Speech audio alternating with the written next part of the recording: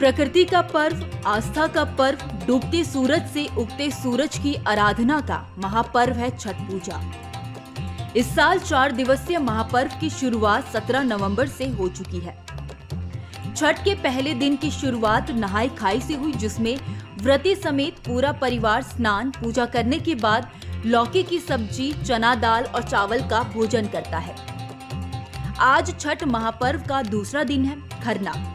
खरना के बाद से ही छठ का 36 घंटे का निर्जला व्रत शुरू होता है, इसीलिए इस व्रत को बेहद कठिन माना गया है।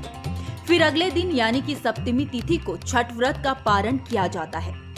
आइए जानते हैं खरना क्या होता है और इससे जुड़ी महत्वपूर्ण बातें। कारों का कहना है कि खरना से मतलब है साफ और शुद्ध करना, साथ ही शुद्ध खाना खाना। इस तरह शुद्ध करने और शुद्ध खाने से मिलकर बना है खरना। खरना को कुछ जगह लोहंडा भी कहते हैं। खरना के दिन बने भोजन और प्रसाद में शुद्धता का ख्याल रखना बेहद अहम होता है। खरना के बाद से ही छठ का 36 घंटे का निर्जला व्रत शुरू होता है। खरना के दिन सुबह स्नान करके सूर्य को जल चढ़ाया जाता है। इसके बाद व्रती पूरे दिन निर्जला रहकर व्रत करता है। शाम को भगवान सूर्य की पूजा की जाती है। इसमें गुड़ से बनी खीर और रोटी का भोग लगाया जाता है। फिर यही प्रसाद व्रती ग्रहण करता है। इसके बाद से 36 घंटे का निर्जला व्रत आरंभ होता है। खरना कार्तिक शुक्ल पंचमी को होता है। इसी दिन खरना के बाद भोजन के साथ साथ छठ का प्रसाद भी बनाया जाता है। यह सब पकवान मिट्टी के चूल्हे में आम की लकड़ी को जलाकर बनाए जाते हैं।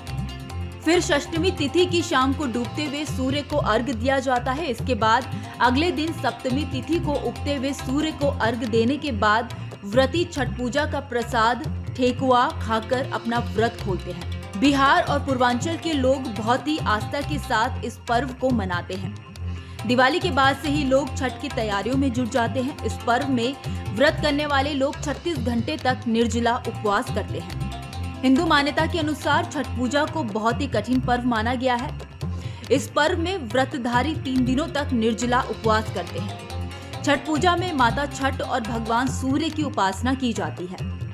माना जाता है कि जो भी भक्त पूरे विधि विधान के साथ छठ पूजा करते हैं, छठी मैया उनकी सारी मनोकामनाएं पूरी करती हैं।